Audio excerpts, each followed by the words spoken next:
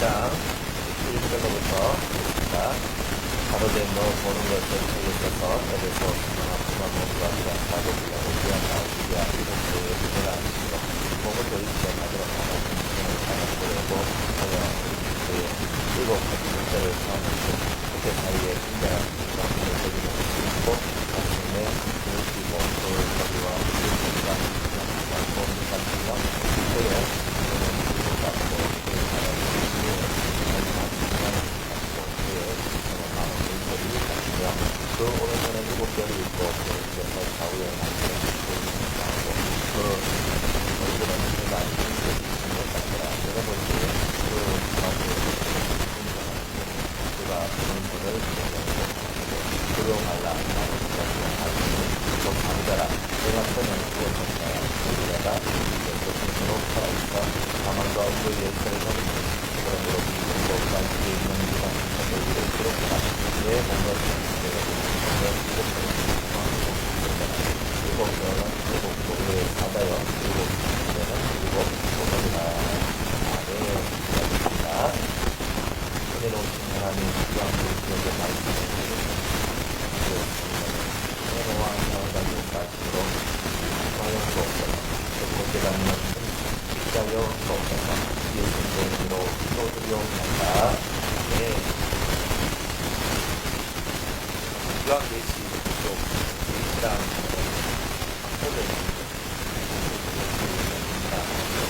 합쳐졌는데 그러니까 16였는데 이 16다는 말이 무슨 말이냐면 모든 것이 완전하게 드러난다는 것입니다. 그러니까 우리한테 지금 이 요한계시록 합쳐졌어요. 공안책과 같아요. 근데 이 공안책이 열려야지 진짜 열리는데 우리는 이 성경에 있는 말씀을 읽기는 읽지만 이 말씀과 우리에 대해서 우리가 분명히 이해하지 못하는 때문에 그래서 이 말씀이 모든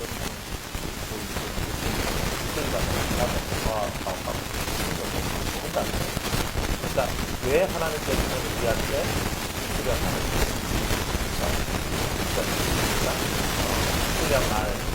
수련 말이 나올 때 의견 성경을 읽어도 목소리가 나올 때 그걸 이야기하는 거죠.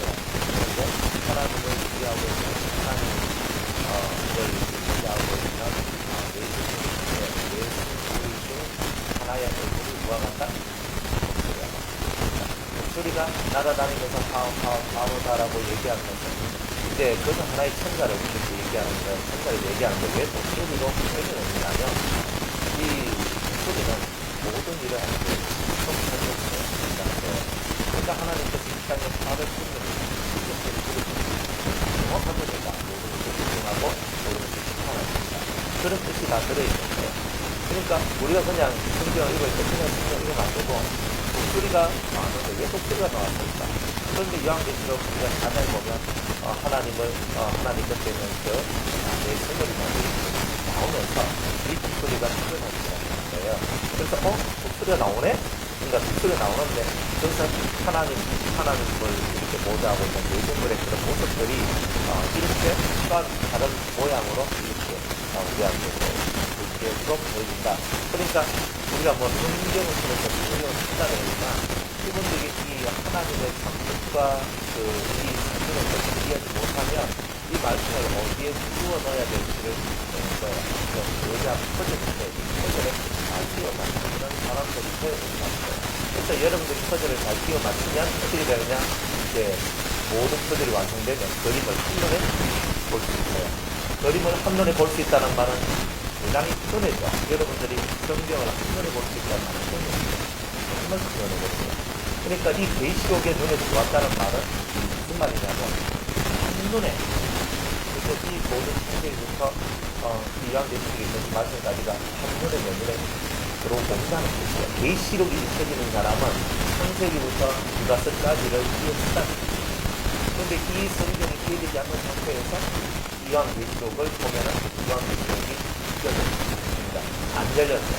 그러니까 우리가 창세기를 왜 봐야 되고 배우게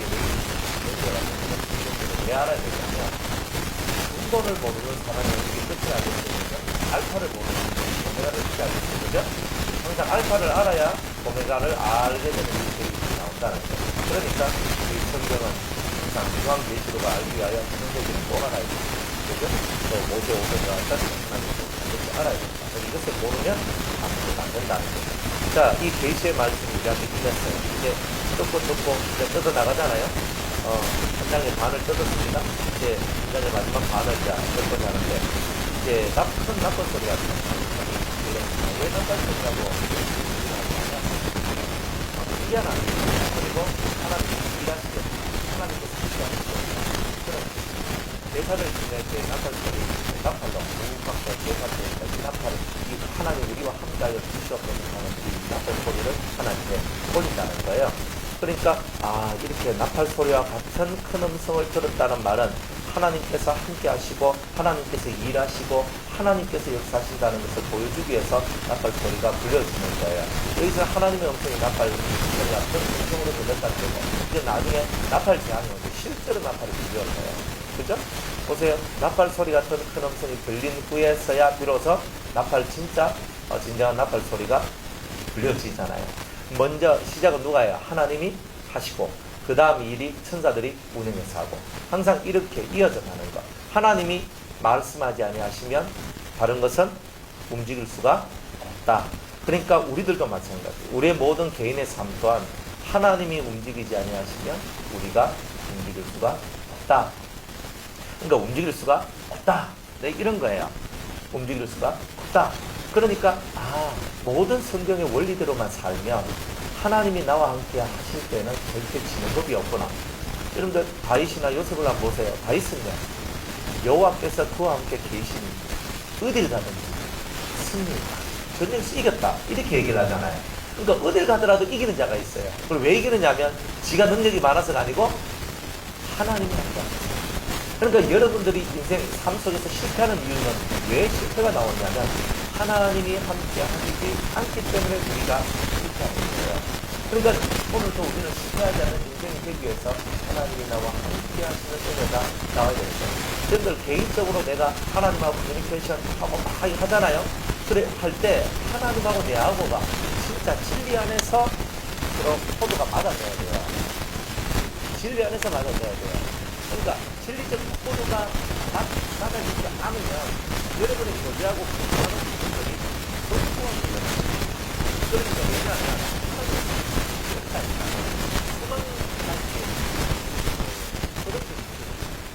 그것마다 자신감을 다 갖고 있다.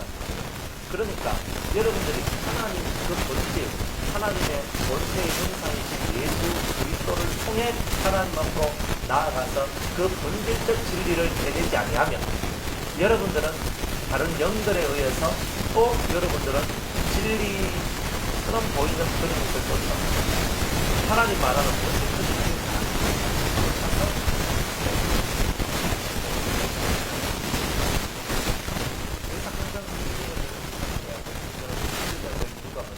본질적인 것을 찾아가기 위해서는 성경을 읽지 않고서는 안 되는 거예요. 어떤 분들이 열망을 가지고 열정을 가지고 살아나가는 분들이 많거든요. 그래서 저는 선교사가 되겠습니다. 저는 목사가 되겠습니다.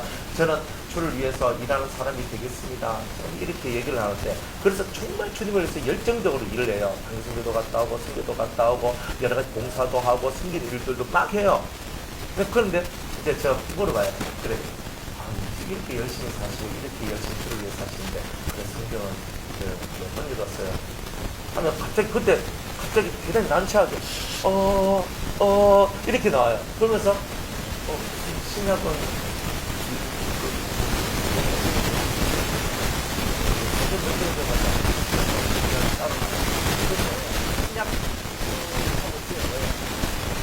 신약을 한번 통으로 읽어본 적도 없다, 이런 뜻이잖아요. 신구약을 한 번도 읽어본 적이 없는 사람이 하나님을 제대로 이해할 수 있을까요? 열심은 있는데 과연 하나님 마음과 합한 그런 열심이 될 수 있는 가능성이 얼마만큼 될까요? 그렇기 때문에 우리가 항상 이 성경을 통해서 하나님을 보는 이 훈련을 해야 영으로 오시는 주님을 만났을 때 헷갈리지 않는 거예요. 그래, 이런 것을 우리가 잘 깨닫고 나가기 원합니다. 자, 일곱 교회한테 편지를 쓰는데 예수님께서 요한한테 나타나요. 생뚱맞게 나타나시는데 이때까지 한 번도 이런 모습으로 요한에게 나타나지 않은 것 같은 그 모습으로 나타나는 것, 이런 모습으로 나타나지 않았는데, 자, 2절에 보니까 몸을 들이켜 나더러 나는 성을 알아보려고 하여 돌이킬 때에 7 촛대를 켰는데, 촛대 사이에 있었습니다. 자, 이렇게 얘기가 시작합니다. 자, 7 촛대가 보입니다. 자, 촛대는 어디 있는 거예요? 성막 안에 있죠. 성소에 있죠. 성막 속에 있는 성소. 성소 안에 있어요. 성소는 이름 그 자체로 거룩한 곳이란 거예요. 그냥 거룩한 곳에 있는 그 촛대다 이 말이에요. 등불, 이거 등불을 얘기하는 거예요. 그러면 생각해봐요. 원래 이 촛대가 원래 있어야 될 곳은 어디다? 성소란 말이에요. 그러니까 성소, 잘 봐요. 그러면 성소가 이렇게 있다고 생각을 해봐요. 그리고 7 등잔이 있는데 그 사이로 예수님이 왔다 갔다 하는 거예요. 7 금초대는 이 세상에 펼쳐져 있는 하나님의 모든 교회를 얘기한다 그랬죠. 하나님의 모든 교회 사이를 하나님이 돌아다니시는데 어느 장막 안에서 돌아다녀요?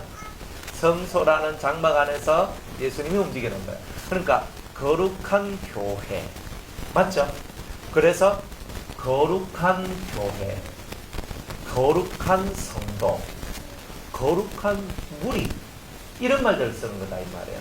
그러니까 우리는 예수님께서 지금 자세히 보면은 그냥 우리 7 촛대 사이를 다니신다 하지만 실제 7 촛대가 어디 있다? 성소 안에 있다.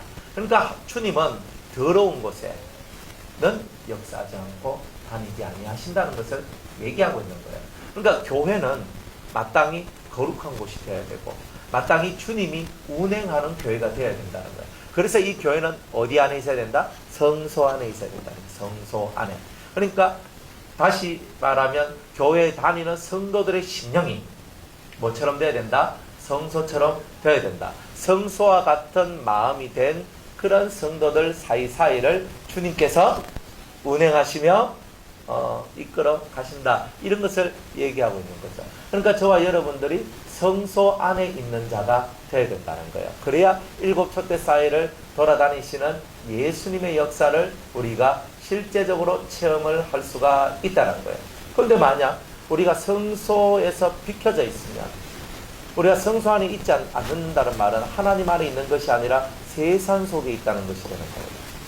그러니까 여러분의 심령을 성소와 같은 심령, 여러분 가정을 성소와 같은 가정, 우리 교회를 성소와 같은 교회 이렇게 만들어낼 때에만 주님이 여러분들과 함께 하시는 거예요. 그러면 여러분들이 만약 성소 안에 있다면 해보세요. 성소 안에 있는 여러분들이 어떤 행동을 할까요? 여러분이 만약 구약시대에 성소 안에 있다면 해보세요. 여러분이 제사장이 되어가지고 성소 안에 들어간다. 그건 아무나 못 들어가잖아요. 그죠? 제사장이 들어갔어요. 들어가면 여러분들은 어떻게 하겠어요? 네? 만약 두 분이 들어갔어요. 그죠? 네? 우리 박 집사님하고 우리 유원사님하고 같이 성소에 들어갔어요. 들어갔는데 거기서 권사님 어찌고 저찌고 집사님 어찌고 저찌고 하고 있겠어요? 성소 안에 들어가서 누가 그렇게 하겠어요? 성소는 지금 누구를 만나러 가는 거예요? 여호와 하나님을 만나러 가는 거잖아요. 그러니까 그 안에 뭐 내가 둘이 들어갔던 서희가 들어갔던 너희가 들어갔던 그게 소용이 없다 이 말이에요. 내가 그 성소 안에 들어갔을 때는 나의 하나님을 만나기 위해서 그곳에 들어갔단 말이에요. 그러니까 내 옆에 1000만 명이 있어도 소용이 없어. 내가 성소 안에 들어갔을 때는 내가 등잔에 등불을 켜고 떡상 위에 떡을 올려놓고 분향단에 분향을 올리면서 향불을 피우면서 하나님 하면서 기도하는 거예요. 1000만 명이 있어도 나와 아무 상관이 없는 곳이 어디예요? 성소다 이 말이에요. 신앙의 가장 근본은 뭐냐면 이런 성소의 의미를 깨달아야지만 신앙이 안 돼요. 1000만 명이 있어도 나하고 상관없다고. 오직 이 자리가 어떤 자리다? 성소라고 생각하면 그 속에서 누가 뭐 김집사, 이집사, 뭐 김권사, 박권사, 뭐 무슨 권사, 뭐 장로, 목사 1000만 명이 와 있어도 이 사람들이 내가 하나님께로 가는데 뭔 영향이 있겠어요? 없음. 오직 이 순간에 내가 만나야 될 그 하나님을 향하여 라고 부르짖으며 그 내 심령을 하나님 앞에 올리며 하나님하고 내 사이의 통로가 열려지길 바라는 그 마음이 성소의 마음 아니겠어요? 그게 바로 성소를 공경하는 자의 마음 아니겠어요? 그러니까 저와 여러분의 이 마음이 진정 성소를 공경한다면 사람을 의식하는 삶을 살지 않을 거다 이 말이에요.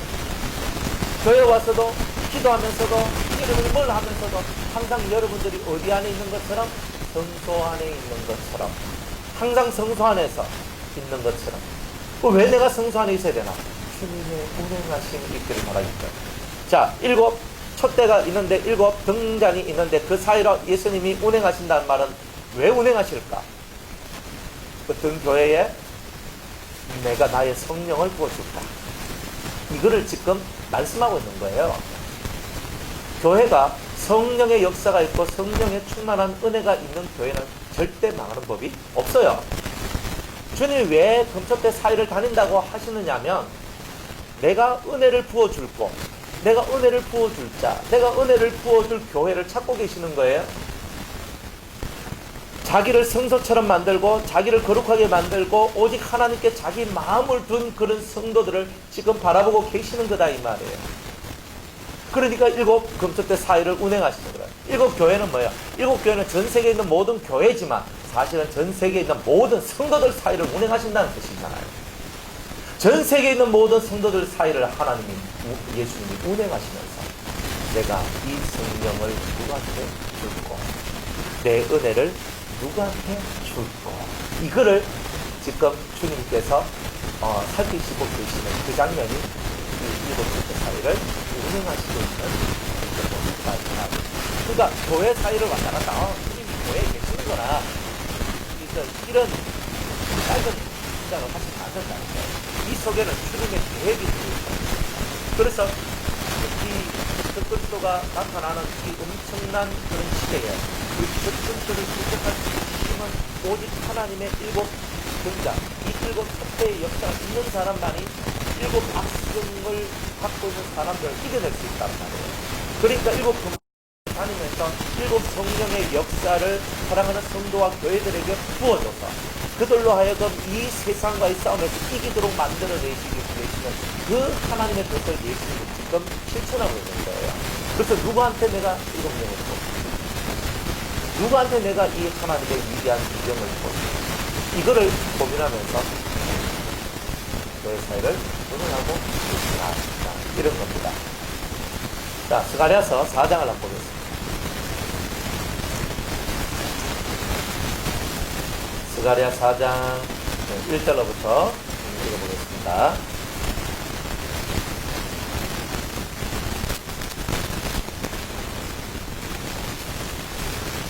스가랴 4장 1절로부터 내게 말하던 천사가 다시 와서 나를 깨우니 마치 자는 사람이 깨우인 같더라. 그가 내게 묻되 네가 무엇을 보느냐? 내가 대답하되 내가 보니 순금 등대가 있는데 그 꼭대기에 주발 같은 것이 있고 그 등대에 7 등잔이 있으며 그 등대 꼭대기 등잔에는 7 관이 있고 그 등대 곁에 2 감람나무가 있는데 하나는 그 주발 우편에 있고 하나는 그 좌편에 있나이다 하고 내게 말하는 천사에게 물으니 가로되 주의 이것들이 무엇입니까? 내게 말하는 천사가 대답하여 가로되 네가 이것들이 무엇인지 알지 못하느냐? 내가 대답하되 주여 내가 알지 못하나이다. 그가 내게 일러 가로되 여호와께서 스룹바벨에게 하신 말씀이 이러하니라. 만군의 여호와께서 말씀하시되 이는 힘으로 되지 아니하며 능으로 되지 아니하고 오직 나의 힘으로 되나니라. 큰 사람 네가 무엇이냐? 네가 스룹바벨 앞에서 평지가 되리라. 그가 머릿돌을 내어 놓을 때에 무리가 외치기를 은총이 그에게 있을지어다 하리라 하셨고 여호와의 말씀이 또 내게 임하여 가라사대 스룹바벨의 손이 이전에 지대를 놓았은즉 그 손이 또한 그것을 마치리라 하셨나니 만군의 여호와께서 나를 너희에게 보내신 줄 너희가 알리라 하셨느니라. 작은 일의 날이라고 멸시하는 자가 누구냐? 이 7은 온 세상에 두루 행하는 여호와의 눈이라. 다림줄이 스룹바벨의 손에 있음을 보고 기뻐하리라. 아멘. 자, 잘 보십시오. 스가랴가 이렇게 내게 말하던 천사가 다시 와서 나를 깨우니 마치 자는 사람이 깨우인 같더라. 이렇게 얘기를 해요. 사람이 잠자는 듯이 있는 사람한테는요, 이 일곱 영의 역사나 성령의 크나큰 역사들이 역사하질 않아요. 내가 잠자는 듯이 있었는데 잠자는 자를 깨우는 것처럼 나를 깨웠다. 그러니까 여러분들의 영이 말씀을 통해서 탁 깨어나야 되는 거예요. 그죠? 탁 깨어나야 되는 거예요. 탁 깨어나면 눈에 뭐가 보이기 시작하냐면 순금등대가 보인다 이 말이에요. 그러니까 여러분들이 진짜 체험하고 살아가야 될 것이 뭐냐면 영이 깨어났다. 영이 깨어난 사람은 절대 헛된 것이 보이지 않고 순금등대가 보이더라. 순금, 금으로 하나로 만들어가지고, 그죠? 금 한 달란트를 가지고 이것을 쫙 만든단 말이에요. 그래, 딱 만들어가지고 딱 이렇게 등대 있잖아요. 해가지고 이렇게 일곱 등대 이렇게 가지 뭐 이렇게 해가지고 이렇게 만들어 놨어요. 그리고 그게 다 보이는 거예요. 왜 그게 보이나 이 말이에요. 지금 이 스가랴는 어느 시대 사람이냐면 스룹바벨 시대의 사람입니다. 호로기 시대 때에 이들이 다시 이스라엘로 돌아와서 스룹바벨 성전을 지어야 되는데 이들이 전 지대를 놓고 스탑 베푸는 거예요. 스톱이야. 내가 하나님의 전 성전을 지어야 되는데 내가 성전을 짓지 못하고 그냥 전 지대를 놓고 스톱되는 거예요. 이걸 지어야 되는데 못 짓고 있는 거예요. 그래가지고 스가랴나 학교나 이런 선지자들이 나와서 너희들 집은 판벽한 집에 나무판으로 둘러진 그런 집에 너희들이 살고 있는데 하나님의 성전을 왜 짓고 있지 않느냐 하면서 학교가 막 일어나서 막 그랬잖아요. 동시대에 이 스가랴도 똑같이 지금 그렇게 말하고 있는 거예요. 하나님 성전을 지으라고. 이제 그렇게 말을 하고 있는 거예요. 그런데 그렇게 말을 하고 있는 더 이상 성전을 짓지 못하고 있는 사람, 그 시대의 사람들한테 이 말씀이 임했는 거예요. 근데 오늘도 우리 마찬가지예요. 우리 심령의 성전을 세워야 되는데 심령의 성전을 세우지 못한 자들한테 이 말씀이 임하는 거예요. 근데 왜 성전을 세우지 못하느냐? 스가랴의 이 모든 말씀들은 우리한테 대단한 예표가 돼요. 우리가 잠자는 자 같이 있는 거예요.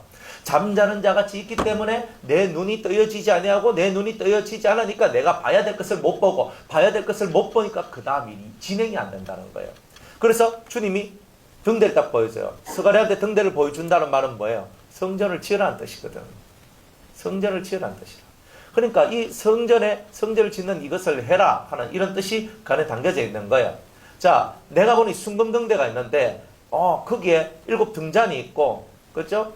등 위에는 그렇게 7 관이 있더라. 기름을 넣어서 이 등잔까지 쏙 들어올 수 있도록 그런 줄기들이 이렇게 다 나와 있는 거예요. 자, 이것을 쭉 봤어. 쭉 보고 난 다음에 이것이 무엇입니까? 스가랴가 왜 이 등대를 보여주는지 이해를 못한 거예요.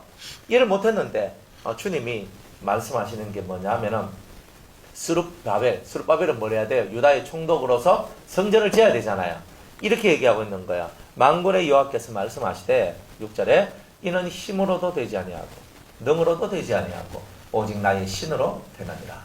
너희들이 성전을 짓든 뭘 하든 너희들 힘으로 너희들의 능력으로 되는 것은 아무것도 없다. 오직 나의 신으로 하나님의 능력으로 이 등대, 이 순금 등대의 역사하심으로 말미암아 모든 것이 되어질 것이다. 이렇게 말씀을 하고 있는 거예요. 순금 등대의 역사. 그러니까 7 등잔의 역사가 나올 때만 온전한 성전이 만들어지고 네가 하는 일들이 순탄하게 될 것이다. 그러니까 이것을 얘기하고 있는 거예요. 그러면서 큰 산아, 네가 무엇이냐? 스룹바벨 7 등잔을 가지고 있는 이 순금 등대를 가지고 있는 스룹바벨 앞에는 큰 산이 뭐가 된다? 평지가 될 것이다. 그러니까 여러분들이 인생에 많은 문제가 있고 많은 끄리낌이 있고 많은 해결하지 못할 수많은 문제가 있어도 이 순금 등대의 역사가 여러분들 속에 들어오면 큰 산이 무너지는 거예요. 그러니까 여러분들이 문제를 해결하려고 인간적으로 뛰어다닐 필요가 없다는 뜻이에요. 여러분들이 순금 등대의 은총이 내려오면, 금기름이 내려오면 여러분들은 큰 하늘의 역사를 만들어내서 태산 같은 문제도 한순간에 해결되면서 큰 산, 네 앞에 성전을 짓지 못하도록 만들어내는 큰 문제, 태산 같은 문제가 있다 할지라도 그러나 나의 신으로 말미암아 모든 것이 평지가 될 것이다. 문제 해결된다. 앞이 탕 뚫히게 될 것이다. 이렇게 말씀하고 있는 거죠. 그러니까 여러분들이 왜 이 등대를 보여줬겠냐 이 말이에요.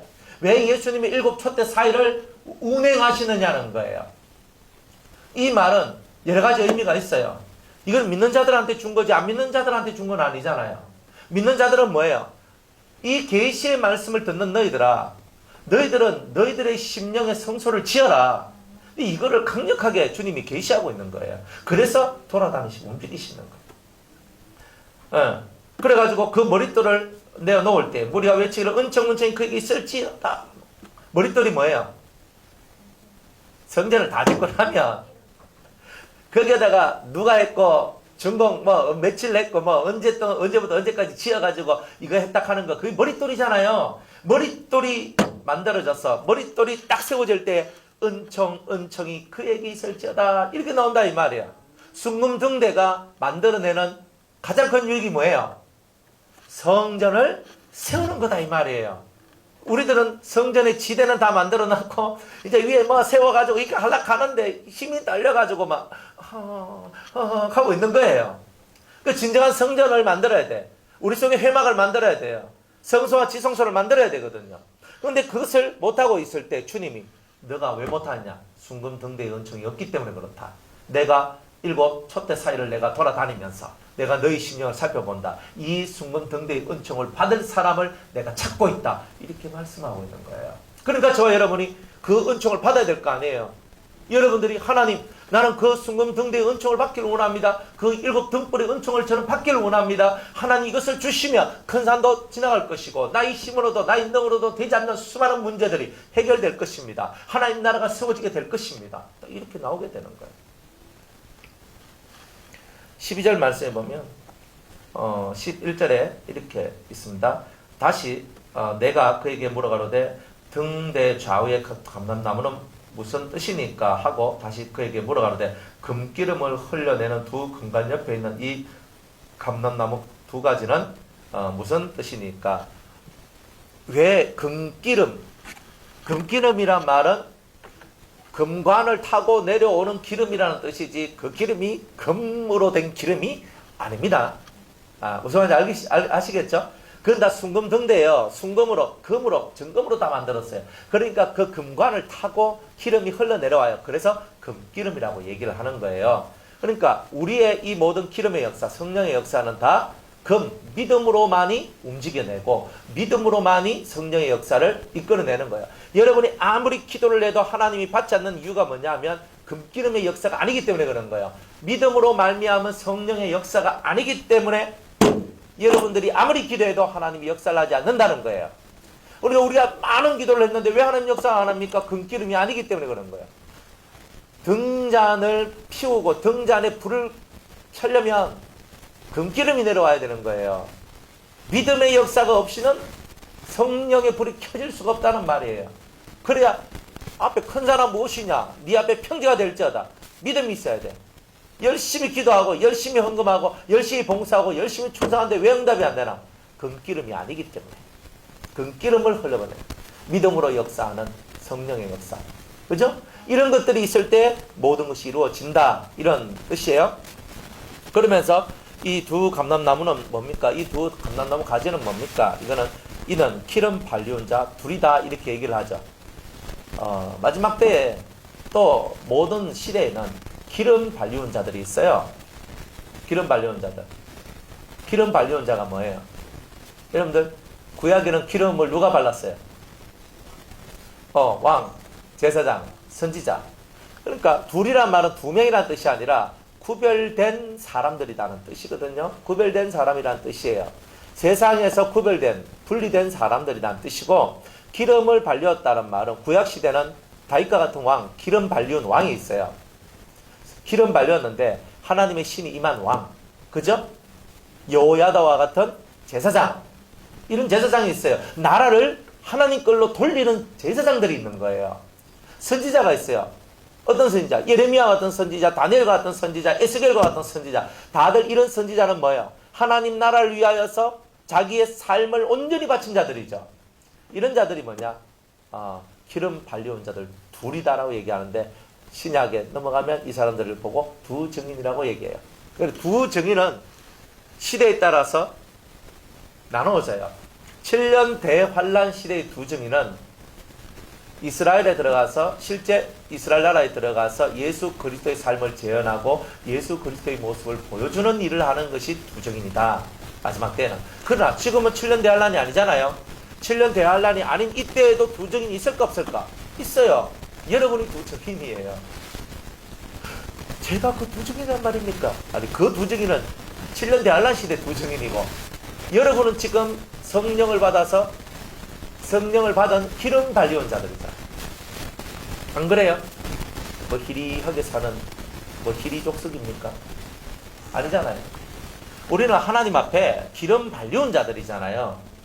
그런데 여기서 말하고 있는 기름 발리온 자의 뜻은 뭐냐면 앞에 있는 7 등잔을 가지고 있는 자, 순금 등대의 은총을 가진 자라는 뜻이에요. 그러니까 우리가 이 7영을 받으면 파괴적인 성령의 역사가 나타나게 되어 있거든요.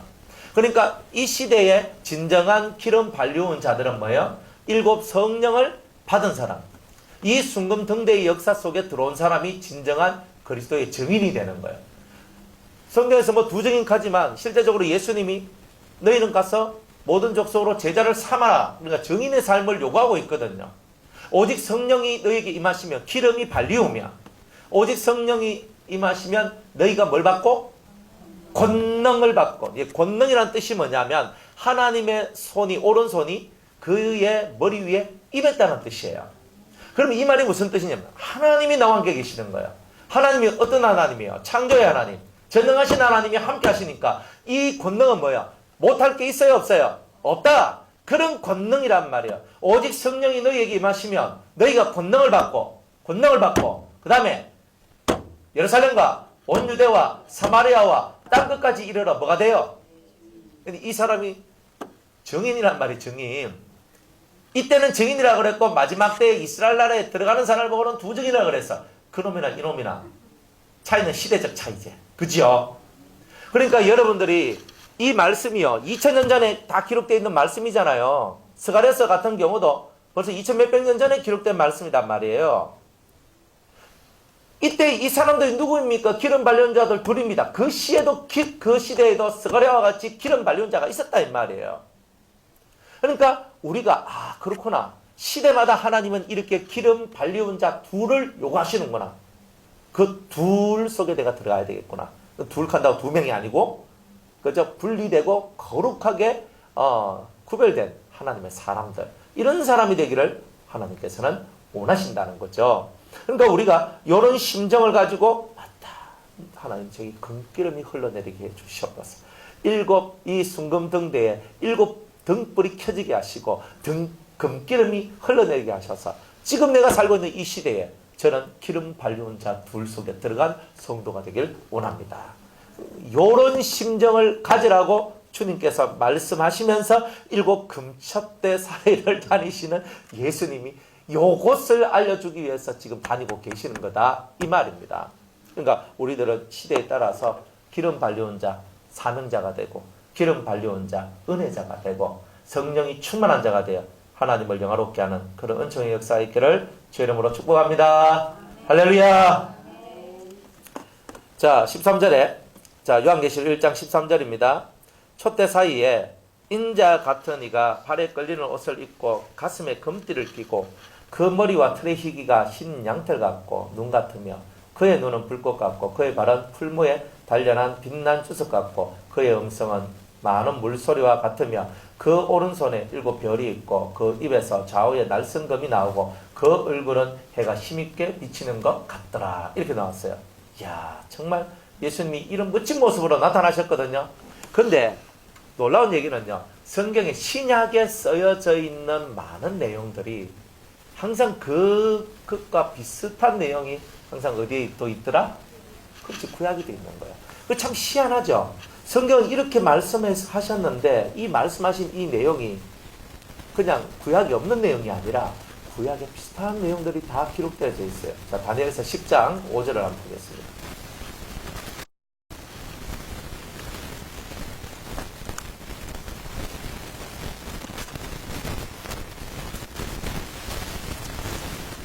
다니엘서 10장 5절 6절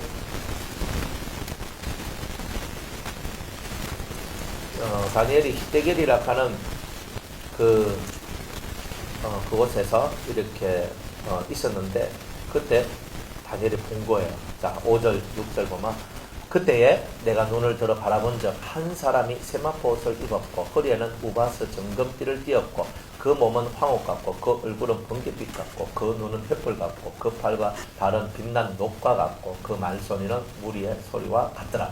비슷하죠? 비슷한 거예요. 비슷한 게 나왔어. 여기서는 이렇게 내가 본 적 한 사람이 서 있는데 그랬잖아요. 그죠? 한 사람이 서 있는데 그러니까 이 사람이 나왔는데 이런 모양을 갖고 나왔다 이 말이죠.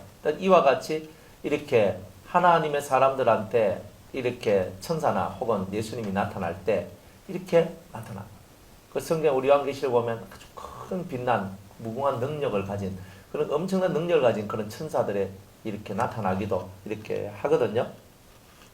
그래서 이 사람 같은 이분 앞에 엎드려 이렇게 봤어요. 그 7절 말씀에 보면 이 이상은 나 다니엘이 홀로 보았고 나와 함께한 사람들은 이 이상은 보지 못하였어도 그들이 크게 떨며 도망하여 숨었었느니라. 막 이런 게 나오니까 내 눈에 이런 거 보이는데 주위에도 영향력이 갔는데 다른 사람 다 도망가고 이 다니엘만 봤다는 거예요. 그러므로 나만 홀로 있어서 이 큰 이상을 볼 때에 내 몸에 힘이 빠졌고 자, 이렇게 엄청난 신의 역사 속에 들어오면요 자기 몸에 있는 힘이 다 빠지게 돼 있어요. 우리도 좀 빠졌으면 좋겠죠. 살이 빠지는 게 아니라 몸에 힘이 빠져야 돼. 육에 힘이 빠져야 돼. 그죠? 뭐 저보고 자꾸 살 빼라고 하시는데 그죠? 뭐 살은 뭐 빠지든지 찌든지 그거는 알아서 할 건데 여러분의 몸속에 있는 육의 힘을 많이 빼셔야 돼요. 육의 힘을 내 몸에 힘이 빠졌고 나의 아름다운 빛이 변하여 썩은 듯하였고 세상에서 내가 활동하며 가지고 있는 나의 빛은 이 빛에 비하면 아무것도 아니다 이 말이야. 썩었다. 이건 아무것도 아니다. 이건 아무것도 아닌 거야. 나의 힘이 다 없어졌으나 내가 그 말소리를 들었는데 그 말소리를 들을 때에 내가 얼굴을 땅에 대고 깊이 잠들었느니라. 21일 동안 다니엘이 기도했고 마지막 21일째 되는 날에 이 엄청난 응답의 역사가 이렇게 나왔던 거거든요. 그러면서 한 손이 있어 나를 어루만지기로 내가 떨더니 그가 내 무릎과 손바닥이 땅에 닿게 일으키고 내게 이르되 은총을 크게 받은 사람 다니엘아 내가 네게 이런 말을 깨닫고 일어서라 내가 네게 보내심을 받았느니라. 그가 내게 이 말을 한 후에 내가 떨며 일어서매 그가 내게 이르되 다니엘아 두려워하지 말라 네가 깨달으려 하여 네 하나님 앞에 스스로 겸비케 하기로. 겸비란 말은 겸손입니다. 그죠? 겸손히 자기를 엎드렸다 이 말이에요. 그렇게 하기로 결심하던 첫날부터 네 말이 들으신 바 되었으므로 내가 네 말로 인하여 왔느니라. 그런데 바사국군이 21일 동안 나를 막았으므로 내가 거기 바사국 왕들과 함께 머물러 있더니 이 사람이 뭐 바사국 왕한테 뭐 묶여서 못 왔다. 이 말은 이 바사국 왕이 결국 누구란 말이야? 사탄이라는 뜻이죠. 그죠? 사탄의 군대가 내가 너한테 오지 못하도록 나를 막았다. 이제 이런 뜻이죠. 군장 중 하나 미가엘이 갑자기 바사국군 나오더니만 미가엘 천사장이 나와요. 그죠? 그러니까 이 바사국군은 영적인 존재들이다. 영적인 존재들을 이렇게 표현하고 있는 거다. 이 말입니다. 미가엘이 와서 나를 도와주므로 이제 내가 말이래 네 백성에 당할 일을 네가 깨닫게 하러 왔노라. 대저 이 이상은 오랜 후의 일이니라. 그가 이런 말로 내게 이르렀을 때 내가 곧 얼굴을 땅에 향하고 벙벙하였더니 그저 인자 같은 이가 있어 내 입술을 만진지라. 요 앞에 있었던 고 영은 천사고 지금 요렇게 어벙벙하게 천사가 와가지고 이 엄청난 권수와 능력을 가지고 천사가 와가지고 이 다니엘한테 뭐라고 얘기하니까 어벙벙해지는 거예요. 이건 무슨 말인가 하고 있는데 갑자기 인자 같은 이. 여기서 인자 같은 이는 누구를 얘기하는 거야? 예? 구약 시대에도 예수님이 계셨을까요? 예? 예? 계셨지. 그죠? 요한복음 요 덮지 말고 한 번만 요거 아는 거지만 성경을 한번 찾아봐요. 요한복음 8장 25절. 요한복음 8장 25절. 예, 다 같이 여러분들 한번 읽어봅니다. 시작. 저희가 말하되 네가 누구냐? 예수께서 가라사대 나는 처음부터 너희에게 말하여 온 자니라. 아멘. 말씀하시는 분이 예수님이다 이 말이에요. 가라사대가 예수님이란 말이잖아요. 그러니까 인자 같은 이가 있어서 내 입술을 만졌는데 이때는 이 다니엘이 누구를 만났다는 거예요? 아직 인간의 몸으로 오기 전에 계셨던 그분을 이 다니엘이 만났다는 거죠. 인자 같은 이가 있어 내 입술을 만진지라 내가 곧 입을 열어 내 앞에 서는 자에게 말할 가로되 내 주여 이 이상을 인하여 근심이 내게 닿음으로 내가 힘이 없어졌나이다. 내 몸에 힘이 없어졌고 호흡이 남지 아니하사오니 내 주의 이 종이 어찌 능히 내 주로 더불어 말씀할 수 있으리까. 또 사람의 모양 같은 것 하나가 나를 만지며 나로 강건케 하여 가로되 은총을 크게 받은 사람이여 두려워 말라. 평안하라 강건하라 강건하라. 자, 이런 말들이 이렇게 쓰여지는 거예요. 그러니까 성경에서는요 사람 같은 것도 나오고 인자도 나와요. 그렇잖아요. 그런데 예수님에 대해서 다니엘서 7장 13절에 인자 같은 이가 구름을 타고 이 땅에 내려오신다고 얘기했거든요. 그때도 유일하게 성경에서 예수님에 대한 표현이 인자로서 표현되고 있어요. 그리고 이 표현을 그대로 받아가지고 예수님께서 이 사복음서에 보면 예수님이 예수님 자신을 인자라고 얘기를 하고 있죠. 자, 기본 이런 것을 보고 이제 이 성경을 한번 봅시다. 13절에 요한계시록 1장 13절에 자, 촛대 사이에 인자 같은 이가 발에 끌리는 옷을 입고 가슴에 금띠를 띠고 인자 같은 이가 바로 예수님이죠. 그죠? 똑같이 인자 같은 이가 나와요. 그죠? 예수님이다 이 말이에요. 예수님 같은 분이 예수님인데 그 예수님이 우리가 오셨다. 근데 왜 인자란 말을 써요? 인자란 말은 사람 인자에 아들 자자를 써서 사람의 아들이란 뜻이에요. 사람의 아들. 사람의 아들은 뭐예요? 사람. 사람의 아들은 사람. 그럼 어떤 사람?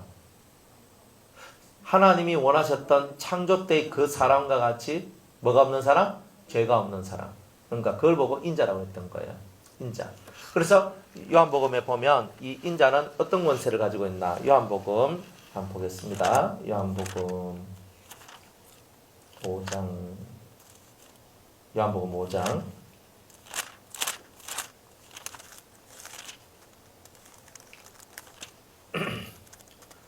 요한복음 5장 27절 자 26절로부터 한번 제가 읽어볼게요. 아버지께서 자기 속에 생명이 있음같이 아들에게도 생명을 주어 그 속에 있게 하셨고 아버지의 생명이 누구한테 왔어요? 예수님한테 왔죠. 그죠? 그러니까 아버지 안에 있는 생명이 있으니까 예수님도 무궁한 생명의 능력을 갖고 계시는 거죠. 자, 이런 예수님입니다. 또 인자됨을 인하여 사람됨을 인하여 심판하는 권세를 주셨나니라. 그러니까 인자가 되었기 때문에 뭐가 왔어요? 심판하는 권세가 왔다는 거야. 이를 기이 여기지 말라. 무덤 속에 있는 자가 다 그의 음성을 들을 때가 오나니 어떤 자들도 다 예수님의 음성을 듣고 다 살아난다는 거죠. 선한 일을 행한 자는 생명의 부활로 악한 일을 행한 자는 심판의 부활로 나와서 심판의 권세가 주어진 예수님 앞에서 다 뭘 받아요? 재판을 받게 되는 그날이 오게 될 것이다. 이게 인자 같은 이라고 얘기했을 때 인자의 의미가 뭐라고요? 심판하는 권세를 받은 자다 하는 뜻이다 이 말이에요. 하나님의 아들이라는 뜻도 있지만 중요한 것은 뭐예요? 심판하는 권세를 받은 자라는 것을 드러내기 위해서 인자란 말을 썼다 이 말이에요. 그래서 저와 여러분들이 예수님이 하나님의 아들이심에도 불구하고 인간의 모양, 인간의 형상을 갖고 이 땅에 오셨다 이 말이에요. 이 인간의 모양으로 오심으로 말미암아 자기가 완전한 사람이 되었거든요. 육체를 입지 않으면 사람이라고 말할 수 없죠.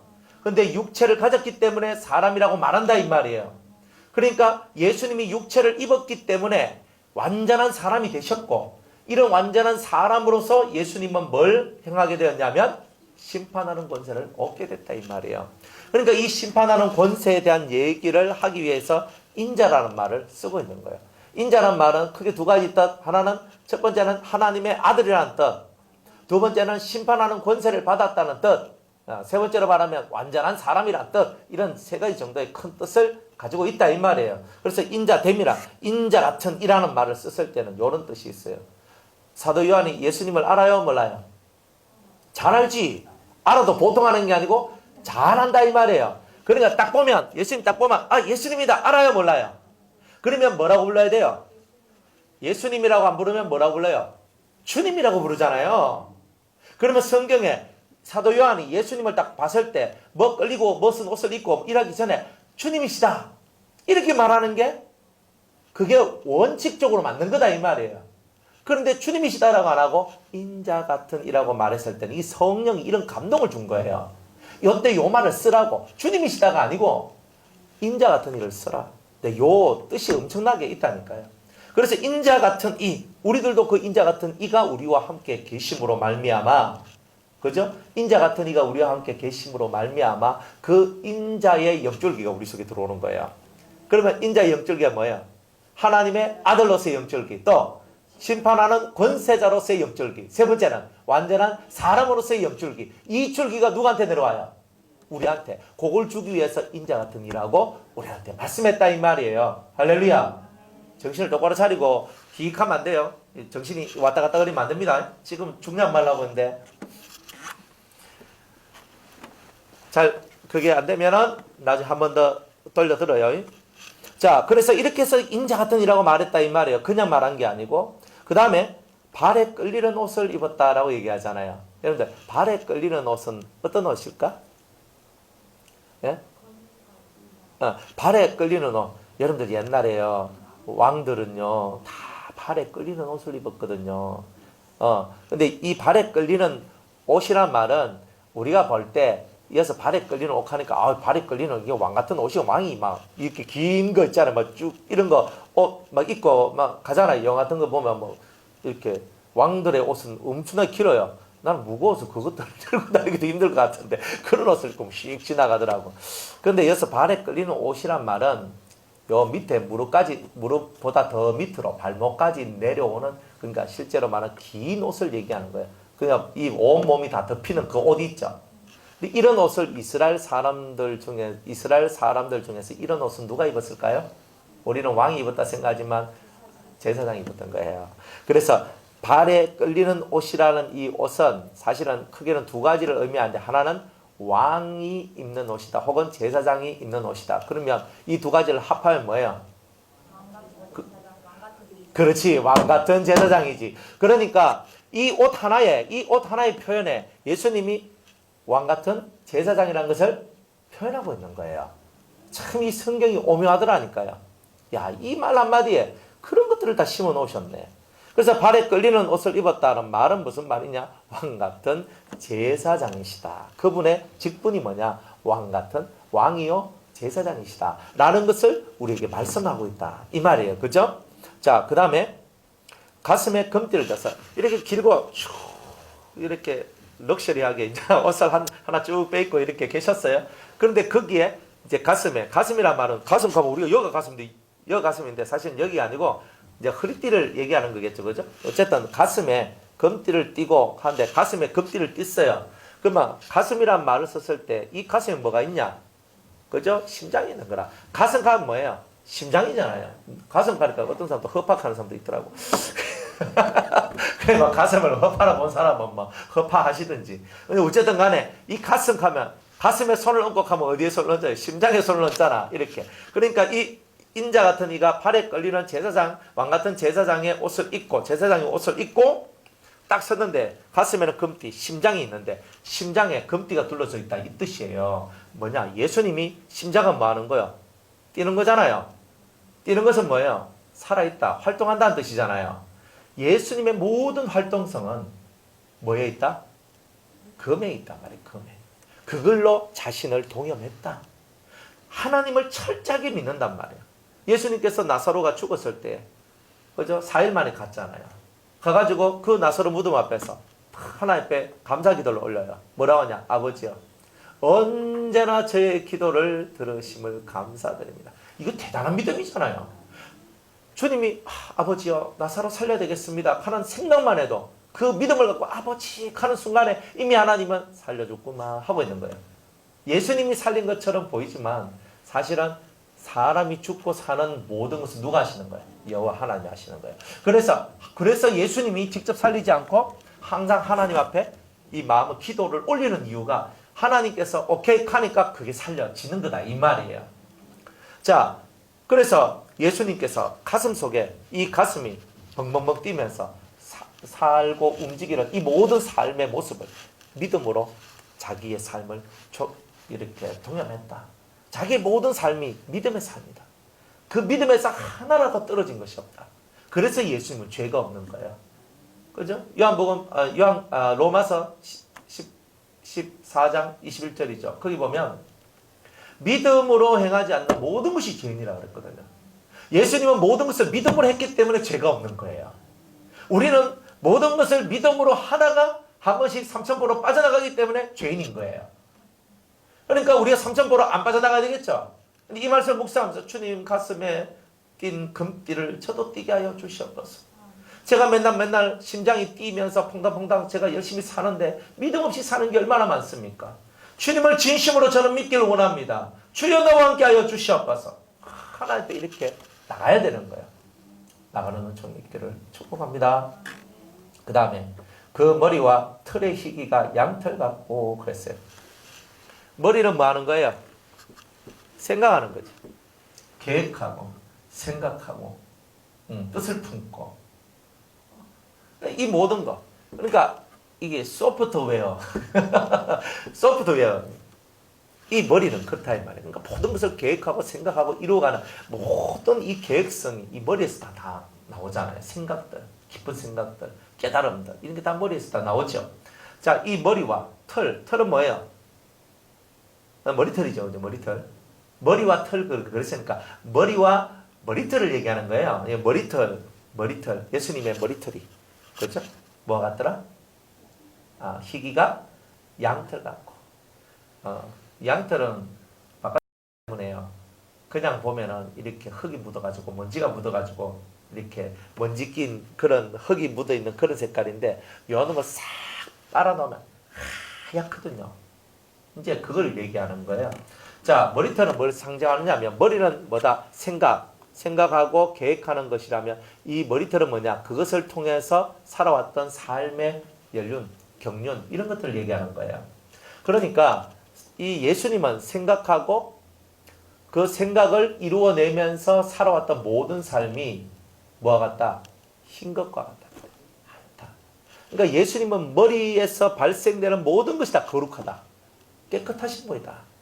그가 살아나온 모든 부분들이 다 뭐예요? 생각하고 살아나왔던 모든 인생의 삶이 다 깨끗하다. 거룩하다. 성결하다. 그러니까 예수님은 깨끗하다 이 말이죠. 예수님이 늘 하나님을 볼 수 있었던 이유가 뭐예요? 깨끗했기 때문에. 마음이 청결한 자는 복이 있나니 저가 하나님을 볼 것이며 했잖아요. 예수님만큼 마음이 청결한 자가 어디 있어요? 자기 사욕이 없고 자기 욕심이 없고 정말 이렇게 깨끗하게 살아나가신 분이 어디 있었어요? 참 우리하고는 비교가 너무 많이 되잖아요. 근데 그런 예수님입니다. 그래서 그분은 양털 같고 눈 같으면 깨끗하다. 그분 자체는요. 생각과 마음에서 흘러나오는 모든 것들이 드러난 행동들 이 모든 것들이 다 깨끗하신 분이다. 이런 것을 얘기하고 있습니다. 거룩하신 분이다. 그 다음에 그의 눈은 불꽃 같고 눈에서 불꽃이 막 튀는 불꽃 같고 참 표현이 대단하잖아요. 이 불꽃이라는 것은 모든 것을 뚫고 나간다 하는 이런 의미가 들어있는 거예요. 그러니까 주님의 눈에서는요. 모든 것을 뚫고 나가는 능력이 있다. 이런 뜻이에요. 뭐 뚫고 나가는데 뭘 뚫고 나가요? 사람의 속을 뚫고 나간다는 거예요. 뚫고 나간다는 말을 다른 말로는 투시한다. 그 속을 읽어낸다. 이런 뜻입니다. 주님은 다 알죠? 그죠? 사마리아 여인이 예수님 찾아왔을 때 예수님이 이미 그 사마리아 여인이 어떤 여인인지 다 알죠? 이게 중요한 거예요. 예수님은 알고 움직이고 우리는 모르고 움직이고 이거죠. 그래서 예수님은 모든 걸 보고 계시는 분이에요. 안다 이 말이에요. 네가 나다나엘을 부르실 때도 네가 무화과나무 아래에서 아래에 있었던 것을 내가 아노라. 자기가 여기 오기 전에 무화과나무 아래에서 하나님 나라를 묵상하고 있었는데 그것을 예수님이 봤대요. 참 대단하잖아요. 모든 것을 뚫고 보시는 겁니다. 시간과 공간을 다 뚫어낸단 말이에요. 우리 심령의 바리케이트를 다 뚫고 들어와서 우리 속에 있는 모든 숨겨놓은 것들을 다 쳐다보시고 그거를 해결해 주실 수 있는 그분이 바로 우리 예수님이시다라는 것을 얘기하는 거예요. 여러분들, 의사가 치료할 수 없는 사람은 어떤 사람입니까? 의사는 환자를 치료를 해야 돼요. 무슨 병이 뭔지 모르면 의사는 치료를 못해요. 무슨 병인 줄 알아야 치료가 된다 이 말이에요. 그런데 우리는요, 우리 몸이 참 신비한데 원인 불명의 병들이 나오잖아요. 이건 뭐 어떻게 할 수가 없는 거예요. 이게 왜 나온지 몰라요. 이게 왜 나왔을까? 이게 모르는 이런 병들이 우리 인생 속에 있잖아요. 그런데 사람의 눈은 가려워도 예수님의 눈은 못 가려운다는 거예요. 탁 보고 너는 너의 병이 요렇게 해서 왔고 요렇게 해서 요렇게 왔다. 그죠? 사람들이 제가 뭐 무릎이 이렇게 안 좋으니까 다 살 빼락 하는데 이심전심이에요. 의사도 살 빼락하고 어디 가도 수도원에 가도 원장님이 살 빼락하고 여기 오니까 또 누가 또 살 빼락하고 막 전신에 이제 살 빼락 운동이 벌어졌네. 아니 이거는 뭐요? 내가 아프지만 해결할 수 있는 것이 있다는 거, 그죠? 목사님 살만 조금만 빼시면 다 해결됩니다. 그게 될 것 같았으면 이렇게까지 됐겠습니까? 그게 뭐 의지가 없어서 그렇죠. 할 말 없다. 살 뺄 의지가 없어서 그렇죠. 아니 어쨌든 간에 우리는 막 병이 드러나면 이건 고칠 수 있는데 병명이 없으면 왜 왔는지 원인을 모르면 못 고치잖아요. 예수님한테는 그런 게 없다. 다 보인다는 뜻이에요. 참 위대하죠. 위대해. 제 차에 그거 블랙박스 이름이 뭐냐? 다 본다예요. 예수님 같은 투시의 눈을 갖고 있는가 봐. 그러면 예수님만이 다 봐. 그죠? 예수님 위에는 하나님이니까 하나님은 뭐 볼 것도 없고요. 그런데 예수님 다 본다는 말이에요. 다 본다. 여러분의 심령 하나하나 구석구석 숨겨놓은 모든 찌그러기 하나까지 예수님은 다 본다. 다 본다. 그 다 보시는 예수님 앞에 우리가 숨길 수 있는 게 없잖아요. 그러니까 우리 뭐 해야 돼요? 이실직고. 그죠? 사실 그대로 주 앞에 직고하는 것. 그걸 해야 돼요. 그러니까 주님의 눈을 피할 수도 없고 주님의 눈을 쏘일 수도 없다 이 말이에요. 그러니까 주님 앞에서는 정직해야 돼요. 내가 주님 앞에 이것이고 이것입니다. 정직하게 얘기를 해야 돼요. 그래야 은총을 받아요. 이런 눈을 우리 예수님이 가지고 계시다. 와, 끝내주죠. 우리도 이 눈 받았다 그러면은 끝내주겠죠. 첩보마합니다. 뭐 이런 사람 되면 좀 돗자리 깔아야 되죠, 그죠? 그래서 이런 눈은 불꽃 같다 하는 뜻이 이제 이런 뜻입니다. 자, 15절에 그의 발은 풀무에 단련한 빛난 주석 같다 이렇게 얘기를 합니다. 옛날엔 풀무불인데 요즘은 뭐예요? 용광로죠, 용광로. 그죠? 용광로도 작은 용광로, 큰 용광로 뭐 이런 것들이 있거든요. 녹이는 어떤 것을 녹이냐에 따라서 불을 더 크게 세게 만들어야 될 용광로가 있고 뭐 400도 정도만 해도 되는 게 있습니다. 구리 같은 거, 납, 뭐 아연 이런 거 녹일 때는요. 그냥 400도면 충분히 다 녹이거든요. 이제 그런데 어쨌든 풀무는 용광로 오늘날로 따지면 용광로에서 달구어냈어요. 뭘? 여기는 주석 같다 그랬죠. 빛난 주석. 네, 빛난 주석은 노시예요. 노. 그래서 노를 이렇게 불 속에 집어넣어가지고 붉게 그죠? 달구어가지고 빛이 촥 나는 그런 구리 그런 노시다 이 말이에요. 이제 그런 모습으로 예수님이 서 있다. 이제 이 말 단어 뜻은 그렇다 이 말이에요. 그런데 예수님의 발은 어떤 발이냐면 첫 번째 단련된 발이다. 단련된 발이다. 자기가 없는 발이다. 용광로 안에 구리가 들어가면 자기 형체를 가질 수 있나요? 없지요. 자기의 발이 아니라 주님의 하나님의 발로서의 삶을 살아간 그 일에 단련된 발이라는 뜻이에요.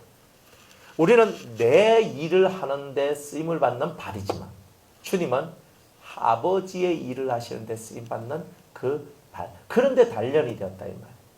다음에 빛난다는 말은 그렇게 단련되어서 막 깎아내다 보니까 자기가 없이 자기 속에서 뭐가 나와요? 내가 없으니까, 나라는 장벽이 없으니까 완전히 투명해진 상태가 되어서 그 영혼 속에서 흘러나오는 진실한 빛. 그래서 예수님이 흘러가는 행보 걸음걸음마다 빛이 드러나서 많은 사람들 속에 들어있는 어둠을 몰아낼 수 있는 능력이 그분한테 있다는 것을 얘기하고 있는 거예요. 그러니까 맑아야지만 뭐가 되느냐? 빛이 나거든요. 여러분들 쇳덩어리나 뭐 이런 것들을 풀에 한번 넣어봐요. 그 쇳덩어리 자체에는 빛이 안 나요. 근데 그렇게 이렇게 달아져 가지고 정말 이게 달구어졌을 때 그걸 보면 노랗고 하얗고 노란 요런 불그스름한 그런 빛이 이 속에서 확 나죠. 못 봤습니까? 용광로에서 이렇게 포항제철에 가면은 용광로에서 이렇게 센 물이 흘러나올 때 그 물이요 황금빛 비슷한, 그죠? 흰빛하고 노란빛하고 이런 것들이 적당히 섞여져 있는, 그죠? 거기서 조금 붉은빛이 나오는, 하여튼 그런 이런 빛이 싹 나오는데 엄청나게 뜨겁고, 그죠? 손 딱 넣으면 손이 녹아버립니다. 아약 하는 게 아니고 손이 아예 녹아버리거든요. 그 정도로 뜨거운데 그런 빛이 예수님의 발에서 나는 거예요. 그러니까 어떤 것들도 어두움이 가까이 못해. 예수님께서 걸어가시는 그 길에는 어두움이 요만큼도 다가올 수 없다는 거예요. 악한 자가 만지지도 못하느니라 그랬죠. 악한 자가 만지지도 못하는 그분의 삶의 움직임이다 이 말이에요. 근데 이런 움직임들을 예수님이 가지고 계신다. 그 다음에 빛난 주석이라 그랬거든. 이걸 많이 갈고 닦아가지고, 그죠? 그래서 빛나는 노시다. 그래서 이 심령 속이 깨지지 않는 이 움직임들이, 이런 삶을 살아가는 이런 움직임들이 깨지지 않고 끊임없는 인내를 통해서 하나님의 뜻을 이루어 나가는 이런 모습이 예수님한테 있더라 이 말이야. 그래서 이런 그의 발은 풀무에 단련한 빛난 주석 같다 이렇게 얘기를 하는 거예요. 그 다음에 그의 음성은 많은 물소리와 같으며. 여러분들 물이 옛날에 저희 시골에 있을 때 거기에 아침에 비가 많이 오고 난 다음에 아침에 비가 탁 깨었어요.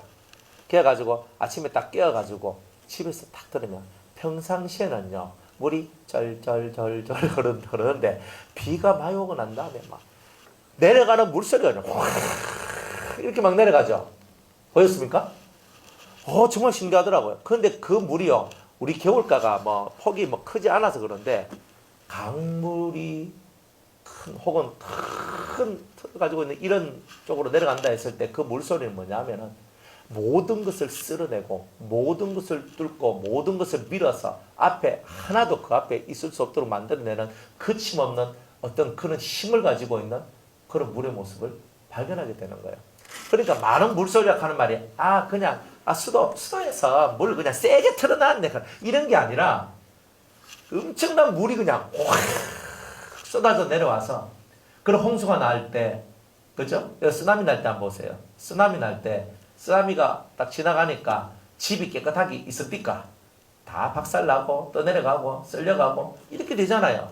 그런 것처럼 많은 물 앞에는 그 어떤 것도 앞에 서 있을 수가 없다 이 말이에요. 그런 권위가 있고 그런 능력이 있어. 그러니까 주님의 입에서 나오는 말씀은 음성이니까 그분의 말씀은 그 앞에 그 어떤 방해물도 다 뚫고 나갈 수 있는 능력이 있다.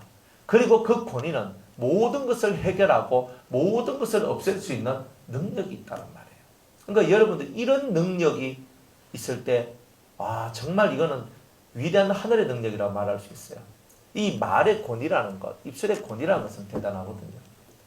사람들이 무슨 말을 했을 때 말을 듣는다, 안 듣는다, 순종한다, 순종하지 않는다.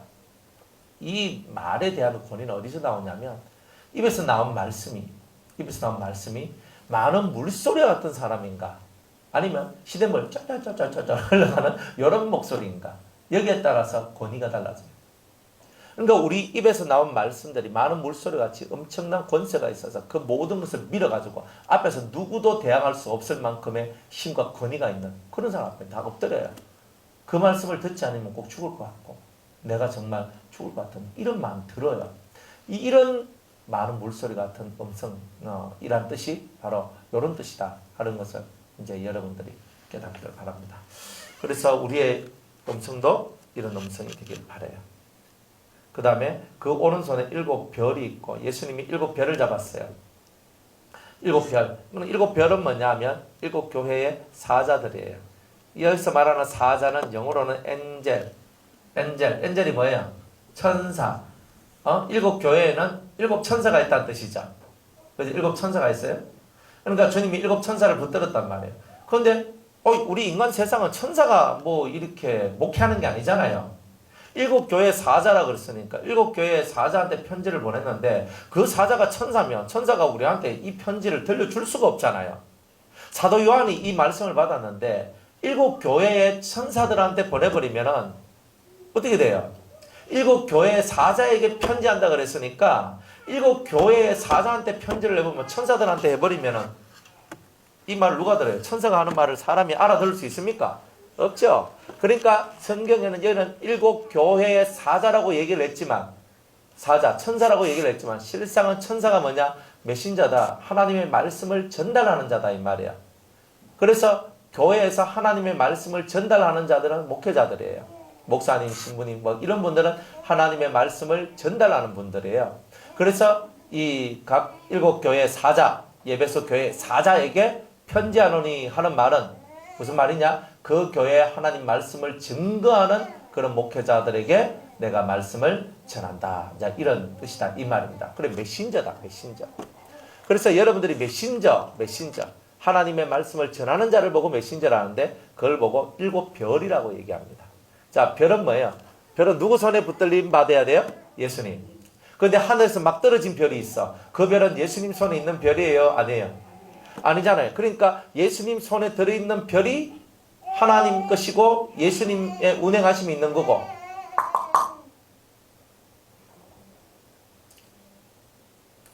그리고 그 예수님이 아닌 하늘에서 떨어진 별이라고 얘기했을 때는 뭐예요? 이 별은 마귀죠. 마귀예요. 이 별은 마귀야. 그러니까 이런 것을 알아야 되는 거예요. 그래서 성경에서 왜 예수님 손에 7별이 붙들려 있느냐면 오직 하나님 손에 붙들림 바 된 그런 자들만이 교회를 교회답게 통치할 수 있다는 것을 보여주시는 거예요. 자, 그래서 그 다음에 7별이 있고 그 입에서 좌우에 날성금이 나오는데 입에서 나오는 그 말씀들은요. 날성금이라서 모든 것을 수술할 수 있는 능력이 있다. 뭘 수술해요? 우리의 죄병. 죄병을 수술하는 능력이 있다 이 말이에요. 그죠? 우리의 영과 우리의 혼과 영과 및 관절과 골수를 찔러 쪼개기까지 하며 그랬죠? 그러니까 이 말씀들은요. 좌우의 날선 어떤 금보다도 예리하다 그랬어요. 좌우의 날선 금과 같아서 모든 죄병을 찔러 쪼갤 수 있는 능력이 있는 거예요. 이 금은요. 다른 것을 하는 게 아니에요. 죄를 도말하고 죄를 찔러 쪼개는 일을 하는 거예요. 죄가 뭐예요? 마귀거든. 그러니까 마귀도 찔러 쪼개푸는 거예요. 실상은. 그러니까 마귀의 세계를 없애려면 뭐가 있어야 돼요? 진리의 검이 있어야 되는 거예요. 마귀를 없애려 하는 사람은 진리의 검이 있어야지. 진리의 검이 없는 사람은 마귀를 이겨내지 못합니다. 예수님도 신명기에 있는 말씀을 갖고 마귀와의 싸움에서 이겼죠. 예수님이 자기가 권능이 없어서 그런 게 아니죠. 예수님은 자기한테 힘이 있잖아요. 있음에도 불구하고 예수님은 자기의 힘을 쓰지 아니하고 하나님의 말씀을 통해서 마귀를 쫓아내는 거예요. 우리한테 날선 금만이 이 마귀를 쫓아내고 이겨내고 모든 병을 마귀로부터 온 병, 죄병들을 다 깨부술 수 있다. 이런 뜻이에요. 그 다음에 그 얼굴은 해가 힘있게 비치는 것 같더라. 얼굴이 얼마나 빛이 나는지 너무 밝더라. 이런 뜻이잖아요. 해가 비치는 것보다 더 밝은 거야. 해가 힘있게 비치는 것 같이 비치더라. 변화산에서 예수님의 얼굴이 해와 같이 빛난 모습이죠. 그러니까 예수님께서 얼굴이 해와 같이 빛난다. 자, 해와 같이 빛난다는 말을요. 조금 더 구약적 버전으로 이렇게 하면은 모세가 시내산 위로 올라갔을 때 올라가가지고 이 하나님의 말씀을 받고 내려와요. 그죠? 딱 받고 내려오니까 첫 번째 올라갔을 때는 그게 없었는데 두 번째 올라갔을 때 자기 얼굴이 빛이 났어요. 첫 번째 올라갔을 때는 왜 빛이 없었을까? 예? 예? 그런데 두 번째 올라가서 십계명을 자기가 돌판을 깎아서 가가지고 십계명 두 돌판을 갖고 내려왔잖아요. 그때는 빛이 있었거든요. 첫 번째는 왜 빛이 없었고 두 번째는 왜 빛이 있었겠어요? 이거는 예표죠. 첫 번째 빛은 뭐예요? 율법을 통해서는 영광을 드러낼 수 없기 때문에 빛이 없었고, 두 번째는 뭐예요? 두 번째 예수님이 가지고 오실 새 언약을 통해서는 빛이 날 것이라는 것을 얘기해 주고 있는 거예요. 오직 그리스도를 통해서만이 빛이 나게 될 것이다. 그래서 두 번째 빛이 난 거예요. 자, 어쨌든 간에 위에 올라가서 빛을 받았네. 위에 올라가가지고 하나님의 말씀을 받았어요. 하나님의 말씀을 받았는데 어떻게 말씀을 받았냐면 내가 돌을 깎고 올라갔어요. 전에 거와 똑같이 내가 돌을 깎았어. 이 돌은 뭐냐면 마음의 비석이에요. 내 마음의 비석인데 이거는 하나의 다 상징이거든요. 내 마음의 돌이에요. 마음의 비석을 내가 깎아야 돼. 이게 막 울퉁불퉁하고 면이 고르지 못하면 글자를 새기는 게 힘들다 이 말이야. 네가 하나님의 말씀을 받을 수 있는 마음의 모습을 갖추고 올라와야 네가 그 말씀을 받게 된다는 거예요. 첫 번째는 그냥 올라가서 받았는데 길이 그냥 던져가지고 깨부쉈잖아요. 안 그래요? 근데 두 번째 올라갔을 때는 이 돌을 깎고 올라가서 주님이 친히 또 글자를 써가지고 그 십계명을 거기 기록을 했다 이 말이에요. 그리고 그 하나님의 말씀을 듣고 내려왔는데 얼굴에 빛이 확 하면서 나는 거예요. 그랬더니 죄인들이, 그 이스라엘 사람들이 죄인이잖아. 그 죄인들이 그 얼굴을 딱 보니까 어때요? 너무 빛이 나니까 너무 빛난다. 두렵습니다. 우리가 그 빛 앞에 죽을 것 같습니다. 갑자기 이 사람들이 막 두려워서 벌벌 떨고 있으니까 모세가 와이카노 내 주여 당신 속엔 큰 영광의 빛이 납니다. 빛이 납니다. 이렇게 얘기하니까 그래? 싹 이렇게 닫아버렸잖아요. 이게 닫는 거예요. 이렇게 닫는 거. 그런데 이제는 닫지 아니하고 예수님께서 환한 이 빛의 세계를 우리를 위하여 열어주시는 거예요. 자, 뭐가 있기 때문에 이 빛이 들어왔을까요? 하나님의 입에서 나오는 말씀이 깎여져 있는 심령 속에 들어오니까 빛이 확 나더라. 여러분의 마음을 잘 다듬지 않으면 말씀이 들어가도 빛이 안 납니다. 자기 마음을 다듬어. 예수님은 마음이 잘 다듬어져 있어요? 안 있어요? 예수님은 뭐 말할 것도 없이 마음이 너무 다듬어져 있는 거야. 그러니까 하나님 입에서 나오는 모든 말씀이 예수님 속에 들어와서 그것이 왕노릇하고 그 말씀 자체로서의 삶을 사시는 분이 바로 예수님이다. 그러니까 그 얼굴이 해와 같이 빛나는 게 당연하지 않나 이 말이에요. 우리가 왜 빛나지 않는가? 왜 우리의 얼굴이 빛나지 않는가? 깎여져 있는 마음이었고 덜 깎였다 이 말이에요. 우리가 덜 깎여져 있고 마음이 덜 깎여져 있고 그 다음에는 하나님의 말씀을 제대로 받지 않았다 이 말이에요. 이걸 깨달아야 돼요. 우리가 하나님의 말씀을 어디서 받아요? 신의 산에 올라가야 받을 수 있죠. 우리의 신의 산은 어디예요? 네? 갈라디아 하니까 뭐 팍 떠오르죠. 예? 갈라디아 4장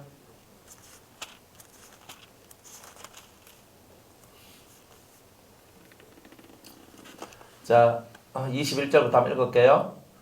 내게 말하라.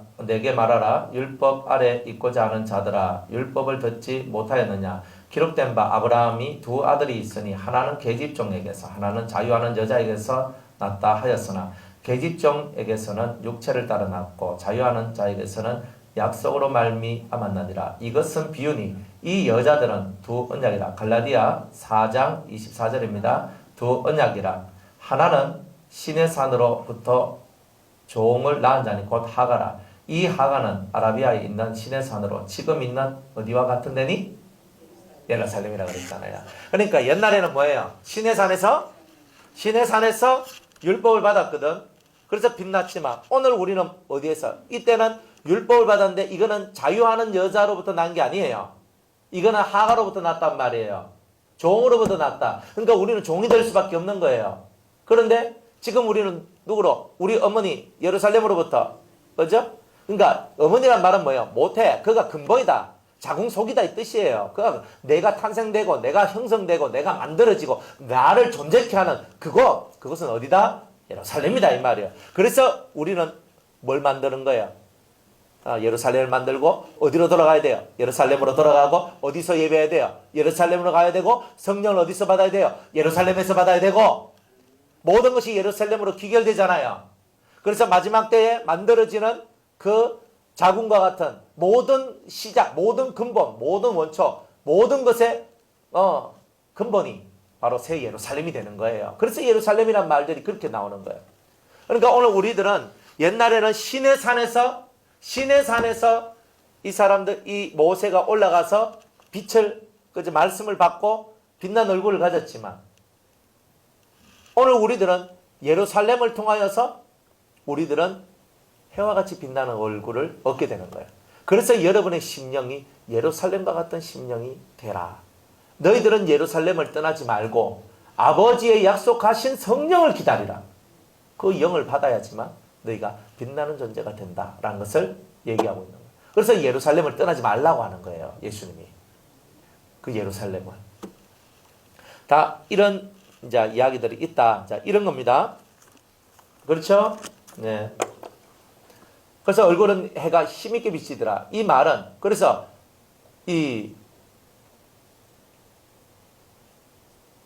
주의 율법은 시온에서, 하나님 여호와의 말씀은 예루살렘에서, 율법은 어디에서? 예, 시온에서. 시온은 뭐 하는 데인데요? 죄와 싸우는 곳이 시온이죠. 전쟁터가 시온이에요. 죄와 싸우는 곳에서는 율법이 있어야 돼요. 왜? 그래야 이게 옳다 그러다가 나오잖아요. 그럼 죄와 싸워서 이기면 예루살렘에서부터 뭐가 나와요? 하나님의 말씀이 나온다는 말이에요. 그러니까 이 진리적 말씀이 나오는 거예요. 그러니까 여러분들이 지금은 율법을 가지고 있어야 돼요. 하나님의 율례와 규례 법들을 가지고 있고 나중에 때가 되면 예루살렘에서 내려오는 말씀이 있는 거예요. 예루살렘에 누가 앉아 계세요? 여호와가, 하나님이 그리스도와 더불어 앉아 계시는 그곳에서부터 내려오는 그 말씀만이 진짜다. 그걸 보고 우리는 요한계시록 22장에는 생명수다 이렇게 얘기를 하는 거예요. 오케이? 그러니까 이게 나중에 보면 이게 딱 나오는 거예요. 그래서 우리는 예루살렘으로부터 흘러나오는 이 생수를 받았어. 이 생수가 우리 속에 들어오면 우리의 얼굴이 어떻게 될 것이다? 해와 같이 빛나게 될 것이다. 이런 거야. 아멘? 정말 이런 은혜가 있기를 주의 이름으로 축복합니다. 그래서 그 얼굴은 해가 힘있게 비치는 것 같더라. 해가 힘있게 비치는 것 같더라.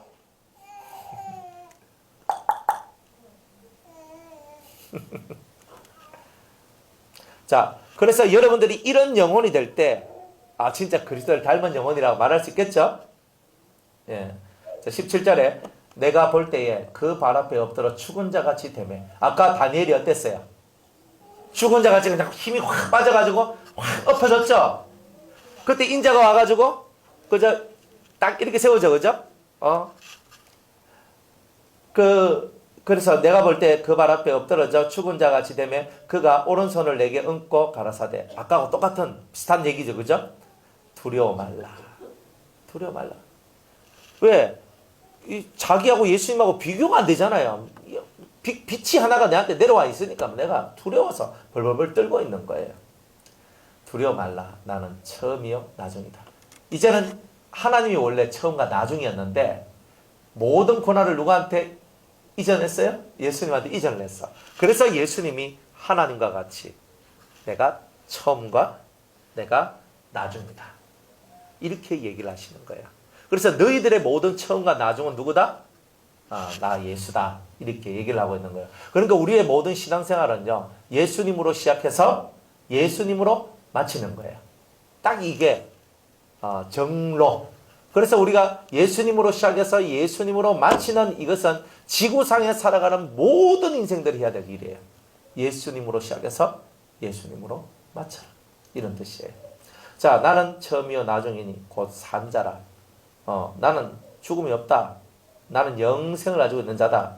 산자, 살아있는 자다. 내가 전에 죽었었노라. 볼지어다. 이제 세세토록 살아있어 사망과 음부의 열쇠를 가졌노니. 이 말은 뭐예요? 나는 옛날에 죽었다가 사망 권세를 깨뜨리고 부활했다. 나는 부활했다. 그리고 내가 얻은 게 뭐냐? 사망과 음부의 열쇠다. 이게 뭐예요? 어떤 사람은 죽게 만들고 어떤 사람은 살게 만드는 모든 권한이 누구한테 있다는 말이에요? 천국 보내고 지옥 보내는 모든 권한이 이제 누구한테 있다는 거예요? 백보자 심판대의 재판장이 누구란 뜻이에요? 예수님이란. 그러니까 예수님이 어떤 사람은 너는 사망이다. 너는 음부로 가라. 어떤 사람한테는 너는 천국으로 가라. 너는 어떻게 하라. 이 모든 판결을 누가 내리신다는 거예요? 예수님이. 그런 권한을 가졌다는 것을 보고 사망과 음부의 열쇠를 가졌다는 거예요. 천국 가게 하고 지옥 가게 하는 모든 그 열쇠가 내한테 있다. 이렇게 얘기하고 계시는 거죠. 그러므로 네 본 것과 이제 있는 일과 장차 될 일을 기록하라. 네가 본 것. 정의는 마땅히 자기가 본 것을 그대로 증거를 해야 돼요. 내 본 것, 그리고 이제 있는 일과 지금 현재적인 일과 이제 지금 네가 보고 듣고 했는 이 모든 일과 장차 될 일, 현재와 미래에 대한 모든 것들을 기록하라. 기록해서 이렇게 우리가 이 성경을 보고 있는 겁니다. 내 본 것은 내 오른손에 7별의 비밀과 7 금촛대라. 7별은 7 교회의 사자여 7 촛대는 7 교회니라. 왜 7이라는 숫자를 썼느냐? 이 세상을 완전케 하기 위해서 그런 거예요. 이 세상을. 그러면 7이라는 숫자를 쓰는 것은 7 교회가 진정으로 이 세상의 주인이 되고 통치자가 되었을 때는 언제냐? 천년왕국인 거라. 천년왕국 때의 교회가 진정한 교회인 거예요. 지금의 교회는 뭐예요? 싸우는 교회죠. 전투적 교회다, 지금은. 사실 교회 안이 평화스러운 것은요, 평화스러운 게 참 좋은데, 평화스러울 수 없는 것이 항상 죄의 역사가 있기 때문에. 지금은 그렇다, 이 말이에요. 그런데 하나님께서 이 7 교회 편지를 써서 이제 이 말씀 앞에 아멘하고 순종하고 엎드려지면 나오는 그런 사람들을 통하여 진정한 7 교회의 세상을 만드시겠다 하는 꿈을 가지고 계시는 거예요. 진정한 7별을 통해서 진정한 7 교회가 만들어지는, 그리고 7 교회를 통해서 온 세상이 통치되어지는 이런 날이 오길 바란다. 이게 천년왕국이에요. 여러분들 7별, 7별 그리스도의 손아귀에 있는 목회자, 7 교회, 하나님의 7 성령이 통치하는, 움직이시는, 주님이 움직이시는, 동행하시는, 함께 하시는 그런 교회. 이런 교회는 언제 나와요? 지금도 있을 수는 있는데 지금은 많이 약해요. 그러나 때가 되면 천년왕국 때는 내가 부르기도 전에 응답하시고 말씀하시는 그런 세상이 오게 될 것이다. 그때가 진짜 중요한 세상인데 그런 날이 오게 될 거다, 이 말이에요. 이제 오늘 말씀을 맺겠습니다. 우리가 받지만 이 받는 것에 대한 진실한 의미가 있어요. 주님의 큰 원대한 계획과 뜻이 있는데 7 별이 말씀을 전하고 7 교회가 생성되어서 온 세상을 반듯하게 만든 것. 7 교회가 단순히 7 교회가 아니라 전 세계에 있는 교회가 그리스도 안에 들어와 있는 이런 상태의 세상, 이거를 꿈꾼다는 뜻을 네가 본 것은 내 오른손에 7 별의 비밀과 7 금촛대라 라고 얘기했던 거다, 이 말입니다. 그리스도가 통치하는 진실한 세상, 그 세상을 내가 원한다. 자, 이것을 말씀하면서 1장은 이렇게 마치게 되었습니다. 여기까지 하고 내일 2장 말씀 전하도록 할게요.